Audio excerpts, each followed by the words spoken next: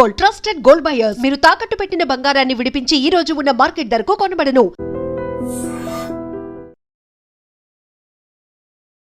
ఈయనతో చంద్రబాబు గారితో అంటే ఇక వెరీ ఫ్రెండ్లీ అండి, వెరీ ఫ్రెండ్లీ. మాది ఇక డైరెక్ట్ ఉంటుంది అది అటాక్, ఇంట్లోకే డైరెక్ట్ బెడ్రూమ్లోకి వెళ్ళిపోతా. మిస్సెస్ తోటి కానీ పిల్లలతో కానీ వాళ్ళతో కానీ నాకు చాలా విపరీతమైన అనుబంధం. అంటే మీరు అక్కడ లైబ్రరీలో చేయడం వల్ల అక్కడ నుంచి స్టార్ట్ అవ్వడం వల్ల తెలుగుదేశంలో జాయిన్ అయ్యారా లేకపోతే అంతేనండి, దాంతో అనుబంధం. కేసీఆర్ గారు అప్పుడు రవాణా శాఖ మంత్రి చేసేవారు. వారు ఆయన ఎంత స్ట్రిక్ట్ అంటే కేసీఆర్ గారు అప్పుడే రవాణా శాఖ మంత్రి కానీ స్కూటర్ మీద వచ్చేవాడు, పక్కన పోలీసులు, స్కూటర్ మీద వచ్చేవాడు. ఆయన కావాలని ఎట్లా జరుగుతుంది ఏం సంగతి అని చూడడానికి స్కూటర్ మీద వచ్చేవాడు అసెంబ్లీకి. అంత అంటే కారు ఉన్నా కూడా స్కూటర్ మీద వచ్చేవాడు. స్కూటర్ మీద వచ్చి చూసేవాడు అసలు ఎట్లా జరుగుతుంది ఏం సంగతి అని, పరిస్థితులు ఎట్లున్నాయి ఏం సంగతి అని. అప్పుడు బ్రహ్మాండమైన ఆ వారితో కూడా బాగా విపరీతమైన అనుబంధం ఉంది నాకు. వాళ్ళ ఫ్యామిలీతో కూడా మంచి అనుబంధం ఉంది. అంటే ఇప్పుడు ఏంటి అంటే ఇక్కడ అంతా టీఆర్ఎస్ హవా నడుస్తుందని టీఆర్ఎస్లోకి జంప్ అయ్యారా? ఇప్పుడు మీరు జంప్ అవ్వలేదు, నేను దేంట్లోకి జంప్ అవ్వలేదు, దేంట్లో జాయిన్ కాలేదు. ఇంతవరకు నాకు తెలుగుదేశం సభ్యత్వం కూడా లేదు నాకు. బట్ అయినా టీఆర్ఎస్కి సపోర్ట్ ఎక్కువ. మీరు ఇప్పుడు టీఆర్ఎస్లో తిరుగుతున్నారు కదా? టీఆర్ఎస్లో తిరగట్లేదండి, ఏ దాంట్లో తిరగను. నన్ను ఎవరు పిలుస్తూ వాడి దగ్గరికి వెళ్ళి కనబడి వాడితో మాట్లాడి ఆ ప్రోగ్రామ్ అటెండ్ చేసి వస్తా. Okay okay. బట్ మీకు ఇప్పుడు స్వచ్ఛ భారత్ బ్రాండ్ అంబాసిడర్ అండి ఇక్కడ మీర్పేట్ కాపురా మొత్తానికి నేను. Okay okay. సత్సంబంధాలు ఉన్నాయి మాత్రం టీఆర్ఎస్ లీడర్స్ తోటే ఎక్కువగా ఉన్నాయి ఇప్పుడు. టీఆర్ఎస్ లీడర్స్ తోటి ఉన్నాయి, తెలుగుదేశం లీడర్స్ తోటి ఉన్నాయి, దానం నాగేంద్ర తోటి ఉంది, ఉత్తమ్ కుమార్ రెడ్డి గారి తోటి ఉంది, అందరితో ఉన్నాయండి. నారాయణ గారు మంత్రి గారు, నారాయణ గారు సిపిఎం నారాయణ గారి తోటి ఉన్నాయి, అందరితో ఉన్నాయి. నేను ఒక డప్పు కొట్టేటోను సార్. మీ ప్రోగ్రామ్ అంటే మీకు వచ్చి డప్పు కొడతా, పలానా వాళ్ళ ప్రోగ్రామ్ ఉందంటే పలానా వాళ్ళకి వెళ్ళి డప్పు కొడతా, అంతవరకే. డబ్బులు ఇస్తే ఎక్కడైనా చేస్తారు అంతే, 100% అంతే పక్కా. ఏ ప్రోగ్రామ్ అయినా చేస్తారు, ఏ ప్రోగ్రామ్ ఏం చేస్తా, ఏ పార్టీకి ఏం చేస్తా, ఎవరికైనా చేస్తా. పార్టీ అని కాదు, ఎలాంటి ప్రోగ్రామ్ అయినా, ఎలాంటి డబ్బులు ఇస్తే దేనికైనా సపోర్ట్ చేస్తా. బూతులు ఏందైతే చేస్తా. నేను డిస్కోథెక్లకు వెళ్ళను, పబ్లకు వెళ్ళను, క్లబ్లకు వెళ్ళను, నాకు అలవాటు లేవు.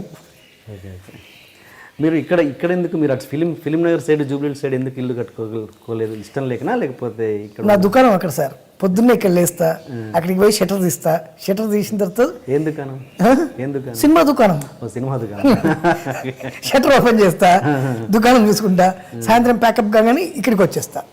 ఇక్కడ మాకు అంటే మా ఫ్యామిలీ మొత్తం ఇక్కడే ఉంది కాబట్టి మా అమ్మ కానీ మా అన్నయ్యలు కానీ మా అక్క కానీ మా చెల్లె కానీ అందరం ఇక్కడ సరౌండింగ్స్ కాబట్టి ఇక్కడ ఉండాల్సి. ఫిల్మ్ నగర్లో కూడా ల్యాండ్ ఉంది నాకు. అంటే అందరూ అక్కడికి ఉండడానికి ఇష్టపడతారు కదా? ఏముంది sir, 1 hour before 1 hour 9 o'clock shooting అంటే 7 o'clock ఇక్కడ నుంచి బయలుదేరినట్టు సరిపోతుంది నాకు. Happy friend. సెలబ్రిటీ అన్న వాళ్ళు మామూలు జనాలలో కలిసి ఉండడం అన్నది ఎంతవరకు ప్లస్ అవుద్ది మైనస్ అవుద్ది? మామూలు జనాలంటే మామూలు జనాలు మీన్స్ అంటే సెలబ్రిటీ హోదా కాకుండా మామూలు ప్రేక్షకులు వీళ్ళతోటి వాళ్ళలో కలిసి ఉండడం చాలా మంచిదండి అది. ఇప్పుడు నేను చూడండి, ఇప్పుడు ఇక్కడ housing board, model housing board Mangapuram కాలనీలో ఉందంటే ఈ ఏరియా అందరికీ నేను ఇక్కడ మెగాస్టార్. ఒక రజనీకాంత్, ఒక చిరంజీవి, ఒక మోహన్ లాల్, ఒక మమ్ముట్టి, ఒక వేణుమాధవ్ ఈ ఏరియాలో. వాళ్ళందరినీ మిక్సీలో గ్రైండ్ చేసి ఇస్తే దట్ ఈస్ వేణుమాధవ్ ఈ ఏరియాలో. ఏ జరిగినా ఎక్కడున్నా ఎవరి ఫంక్షన్ ఉన్నా వచ్చి కార్డు ఇచ్చిపోతారు, కంపల్సరీ వాటికి అటెండ్ అవుతారు. నేను ఎట్ ద సేమ్ టైం పొద్దున్న లేస్తే కళ్ళ ముందు కనబడ్డప్పుడు కొంచెం చీప్ అయ్యే అవకాశాలు కూడా ఉంటాయి కదా? అస్సలు ఉండదు సార్. ఎందుకు చీప్ అవుతాం? చీప్ మీన్స్ అంటే రోజు చూసే మొహమే కదా అన్నట్టుగా అలా కానివ్వండి, దానివల్ల నాకేం ఇబ్బంది ఉండదు. అట్లే ఉండదు. మీ జీవితంలో ఇప్పటివరకు చాలా విషాదకరమైన సంఘటన కావచ్చు, ఏదైనా ఇండస్ట్రీ సంబంధించి పర్సనల్గా సంబంధించి ఏదైనా ఉందా? ఉంది సార్. చెప్పండి. మా నాన్నగారు చనిపోవడం. ఓకే. ఎప్పుడండి చనిపోయింది? 16 years అవుతుంది సార్. మాట్లాడుతూ మామూలుగా ఉన్న వినయ్ షూటింగ్లో ఉన్న నేను గండిపేటలో వివి వినాయక్ గారి షూటింగు, బాలేబాబు సినిమా. నాకు ఫోన్ వచ్చింది, నాన్నకు బాగాలేదు అని. సరే బాగాలేదు కదా అనుకుని తర్వాత కేర్ హాస్పిటల్ తీసుకెళ్ళారు. కేర్ హాస్పిటల్ తీసుకెళ్ళిన తర్వాత హార్ట్ స్ట్రోక్ వచ్చిందని చెప్పారు. నాకు ఇక్కడ టెన్షను, అక్కడ వాళ్ళకి చెప్పలేను. తర్వాత ఇక లాస్ట్కి వినయన్కి చెప్పిన, అన్న ఎట్లుందంటే అయిపోతుంది విను, అయితే నీ షార్ట్స్ పెడతా కానీ నా షార్ట్లు పెట్టేసి నన్ను పంపించేశారు. నేను డైరెక్ట్ కేర్ హాస్పిటల్కి వెళ్ళా. అక్కడ హార్ట్ స్ట్రోక్ అంటే మేజర్గా వచ్చింది, లాభం లేదన్నారు వాళ్ళు. కాక చూడండి సార్ అని చెప్తే బాలేబాబు అప్పుడు నుండి కేర్ వాళ్ళకి ఫోన్ చేసి టేక్ కేర్ అండి, చాలా జాగ్రత్త చూసుకోండి అని బాలేబాబు తెలిసింది విషయం. ఓకే. తర్వాత ఒక 2-3 days ఆయన నాన్నగారు పోయారు. ఓకే, అదే మీకు అత్యంత. అంతే అంతే. ఇంకా అలా కాకుండా మీ మనసును ఇండస్ట్రీ పరంగా ఎన్నో రకాల అవమానాలు కావచ్చు, ఇబ్బందికరమైన విషయాలు ఏదో జరిగి ఉండొచ్చుగా. నేను ఎవరిని ఇబ్బంది పెట్టుంటే కానీ నన్ను ఎవరు ఇండస్ట్రీలో ఇబ్బంది పెట్టలేదు. లేదా? పెట్టలేడు. ఎట్లా, ఎందుకంత నమ్మకం? నేను నా మీద నాకు నమ్మకం అంతే. నేను ఎవరికి భయపడను, అస్సలు భయపడను. ఓకే, బట్ మీరు స్టేజ్ల మీద చాలా మంది హీరోలకు మస్కాలు కొడుతుంటారుగా. మస్కాలు అసలు కొట్టనండి. మస్కాలు కొట్టాల్సిన అవసరం నాకేం సార్. మస్కాలు అంటే ఆ బాడీ లాంగ్వేజ్ కాబట్టి అలా అంటే వాళ్ళు పెద్దవాళ్ళు కాబట్టి వాళ్ళని గౌరవించాల్సిన అవసరం ఉంది కాబట్టి గౌరవిస్తూ తప్పితే ఎవరికి పడితే ఆడికి ఉండదు. మీ ఫేవరెట్ హీరో ఎవరండి ఇప్పుడున్న స్టార్స్లలో? వేణుమాధవ్ అని మంచి హీరో వాడు. భూకైలాస్, ప్రేమ, హంగామా అలాంటి సినిమాలు చేసిండాడు. మంచి హీరో అన్నాడు. మరి ఇలా మాట్లాడితే మరి ఉన్న అవకాశాలు కూడా పోయే అవకాశం ఉందిగా. వద్దు సార్, అవసరం లేదు. నేను ఇప్పుడు కడుపు నిండు ఉన్నా, భోజనం చేసి ఉన్నా, మళ్ళీ మీరు ఇంకో భోజనం తీసుకొచ్చి బిర్యానీ తీసుకొచ్చినా కూడా తినలేను నేను.